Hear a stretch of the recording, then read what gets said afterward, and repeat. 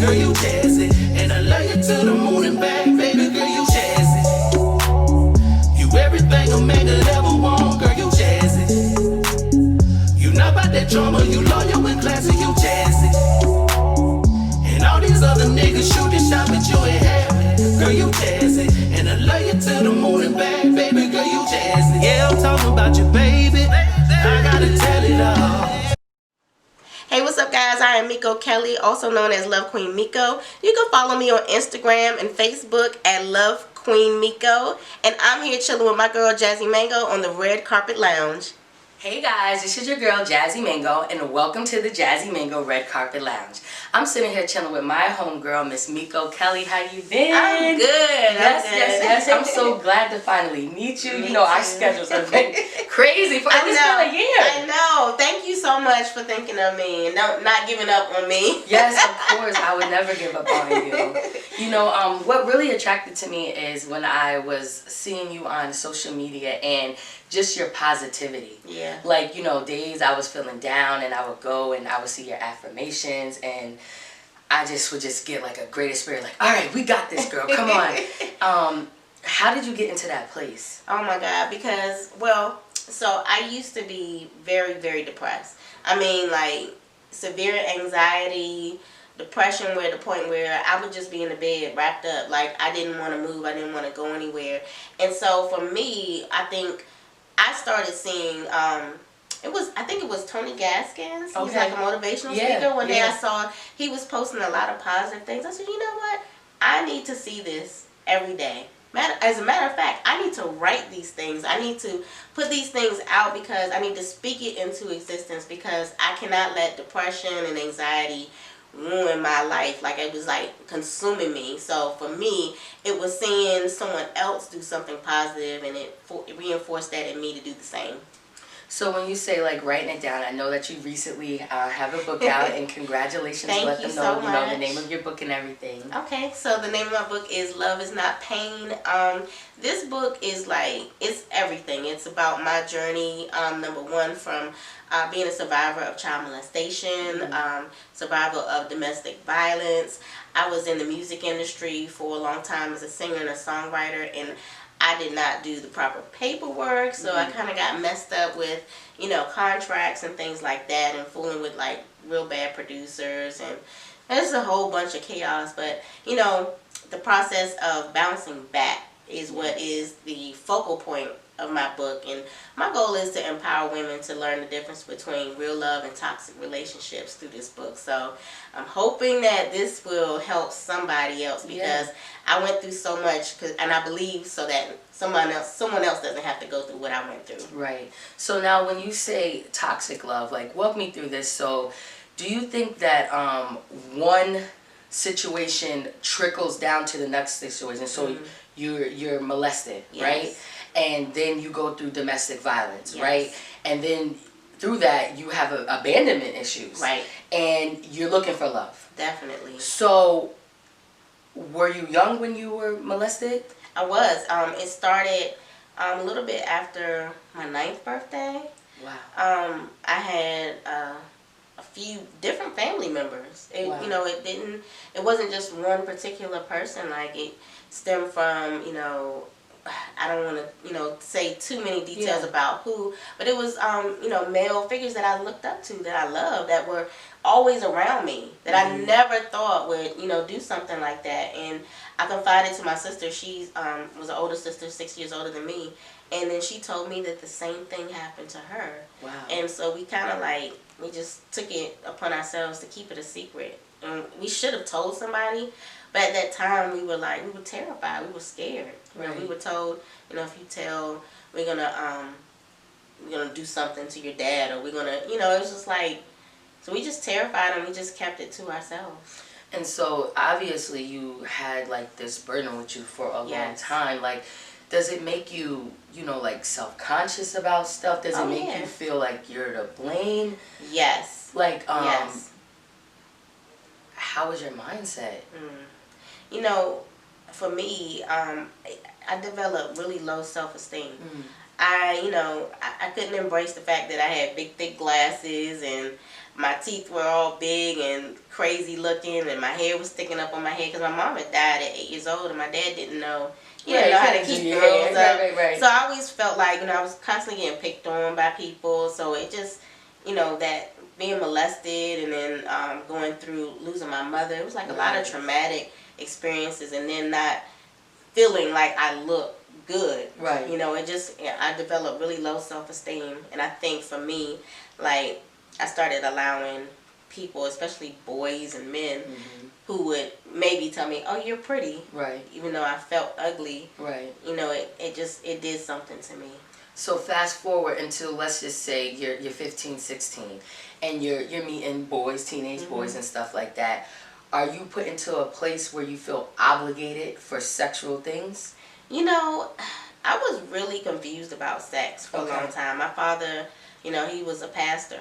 And so he always told us, if a boy puts it in, you're getting pregnant. So I automatically thought, you were fierce. So now you had I was like, very fearful. And then having someone touch me before, it was like very, very confusing for me.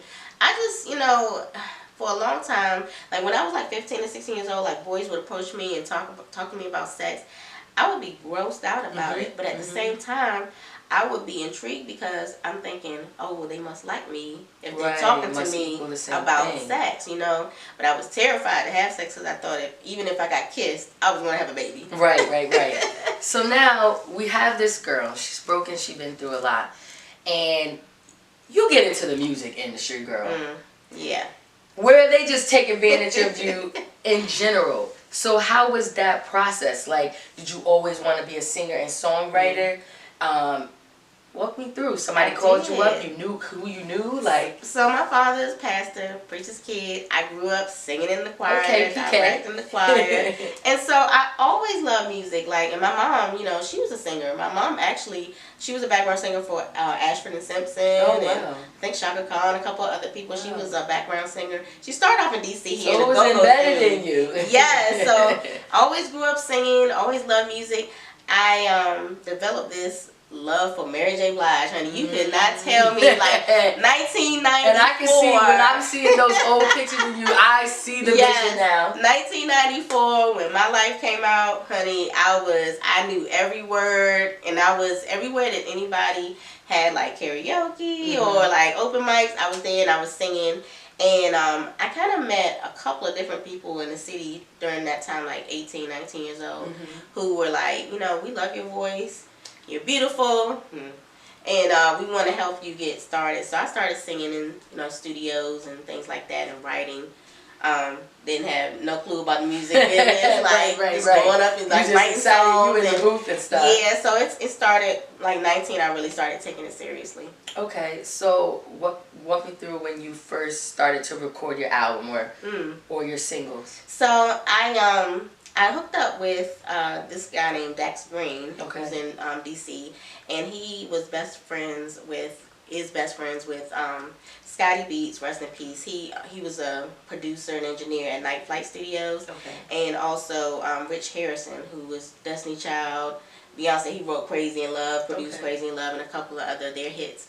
So the three of them, they started working on my music, and I was just like green. Like, whatever they played, I'm just in the booth, like, I'm just going to sing, I'm just going to write. And so we started recording, and I actually went to the Philadelphia Music Conference. I don't think they have this anymore, but this used to be this huge event. And I went there, and I was just singing in the hallway. Just singing. Anybody I met, you want to hear me sing? I was just like singing in the hallways, and this guy named DJ Rand from Philly, he was really big on the radio in Philly at the time. He saw me and he was like, I like you. I like your hustle. I like your attitude. And he actually, he was the executive producer for a soundtrack for a film called O. And he was like, I want you to write and perform the song. And I was like, okay. So it started my little 15 minutes of fame. I recorded the song. Shot the video in LA, and then I saw this video on BET. My video on BET. And I know you were freaking out, girl, from DC. I'm like, oh yeah, it's on. Telling all your homegirls. Like, we about to get it, and I really thought that was it. I thought I made it. Right. So when you're in that predicament, like, what are the things that go to say you didn't make it? What happens?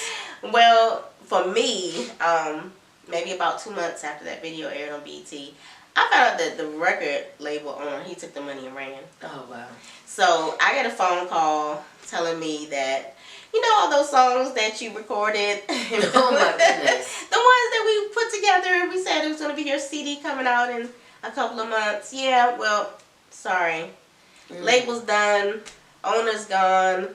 And I was just like, I mean, I've been grinding 5 years straight, trying to get my music out there. Finally got my break, got my video on BT, and it was like, I'm on welfare, living in a 2-bedroom shack in Northeast DC, trying to raise my 2-year-old son by myself. And I was just like, now what? Right. What I do?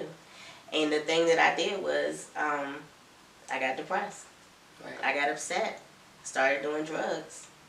I started selling my body to take care of my son. And I just said, I just got to survive. In my mindset, it was like, I just got in survival mode. And I forgot about music. I said, forget music. Right. Music didn't love me. It hurt me, so I'm going to move on. And I just spiraled. It's just like, and it's just like a snowball effect. Like, anything and everything that I thought would not happen did happen. I got raped by a family member. It wasn't a good time for me. And it went on for years. Wow. It was like, you know, my family members, I just hid from them because I was like, I don't want y'all to see what I'm doing. Yeah. Now, my sister, you know, the one I told you who I confided in, she was there through every step. And she never judged me. She kept praying. When did you come to the conclusion, like, today's a new day. I don't want to be this person anymore. Well, it wasn't me. My sister, she had kept begging me, oh, you know, we need to go hang out. You're so secluded. You don't want to talk to anybody. You just, you know, come on. We need a girls' night. Right. Me and you just hang out, have fun. I was like, all right, okay, whatever. You know, Finally got whatever. So she arranged for her husband to watch the kids, and we were going to go out. Went over to her house. I'm sitting in her driveway, smoking and drinking, trying to get my mind right. So I go in. She's like, okay, girl, come on. You know, I'm going to drive. Don't worry about it. Come on, let's go. So we leave out. She drives us to this spot where I believe I used to strip at or take strippers there because I knew that it was a place that, you know, strippers were there. So I'm like, okay, cool. It's about to be lit. So we go inside this building, and it's kind of like a warehouse-like. Okay. So we go inside, and I hear music, and it's go-go music. So I'm like, oh, yeah, it's about to be on. So they open the doors, and it's a church. Wow. It's a church. It's sis. Okay. And I'm looking at her like, oh, no, you ain't bringing me. She's like, this is the only way I was going to I'm get high. I'm drunk. Like, really? Did you really do this? And she's just like, come on, girl. Walk me right down to the front. Ooh. And I'm just sitting there like, oh, my God. And the pastor, you know, when you toe up, the pastor be talking directly to you, right? Yeah. And he was looking dead at me. Is somebody in here high right now? Drunk right now. And they need to come up to the front and give their life back to Christ. Oh, not me, not today. Right. And I sat there for a long time. And he just kept saying, I'm waiting. You coming. I know you coming. And girl, I got up and I crawled to that front. And I'm in my mindset, I was just like, I need this. Right. I need to stop playing. Even if I don't join the church, I need to come out of this whole, it was just a mess. And when I tell you, they took me in the back to pray for me. And I started vomiting. Like, because it was just so much, you know, and the elders, oh man, they were like, they just kept praying. And it just kept getting louder and louder to the point where I kind of like, I don't think I dozed off to sleep, but I just kind of got into like, I just got overwhelmed with like all of the love and the, you know, the worshiping of God. And it was just amazing because nobody had loved on me like that in a while. Like I really felt love in that room. So I gave my life back to Christ. I was, at the time, I had just purchased this home in Akaki, pool in the back, big house. At the time I was dating this guy, we had, moved in together, bought this house together. But on the ride home with my sister, I said, I gotta leave. I can't go back there. Be back in the same situation. I can't go back there. But the crazy thing is, I went back there anyway. And then God, it has to be God, removed him from I knew you was going to say that. Because he was like, I need you to have this for you and your kids. And it was like, oh my God, like, and he just kept working on me and kept, I got a job. Hadn't had a job in years, like a good job. Got me a job. I started, going back to church regularly and just trying to like pull myself together and get my kids in a stable environment, because we were just so tore up for so long. And my kids, like, they, through it all, they never lost, hope or love for me. Like, I would think, like, even my son to this day, he's seen so much, and I don't understand. It has to be the grace of God, but I'm just thankful that, they never stopped loving me through this whole process. Absolutely. So, but, I did think that that was my turning point and everything was going to be glitter and gold.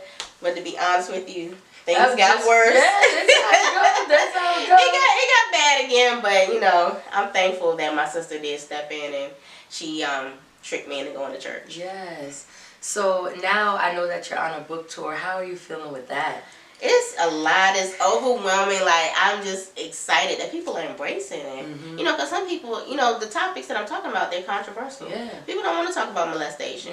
They don't want to talk about domestic violence. And they definitely don't want to talk about the music industry being corrupt and how people are still to this day shiesty, scamming people. So, it's controversial topics that people don't want to talk about. So it's been a journey, but I'm thankful for people like you who are giving me the opportunity to come and talk and share my story. So I do want to know, like, how did you get the funding for your book, like to publish it and things like that? I have I call him my earth angel. My husband is a heavy investor. He's invested everything in this book. He has helped me with doing the publishing, the everything, the marketing, everything. My husband, shout out to DJ 6 Cents, he has like helped me with getting all of the funding together. So it's been nothing but him and the grace of God. Absolutely. So what can we look forward to you in the future? So I would love to see Love Is Not Pain on the big screen. I think that turning it into a movie is a definite goal for me. Maybe even starting off with like a web series, but definitely the end goal is to have it on the big screen. I would love to see, somebody playing me.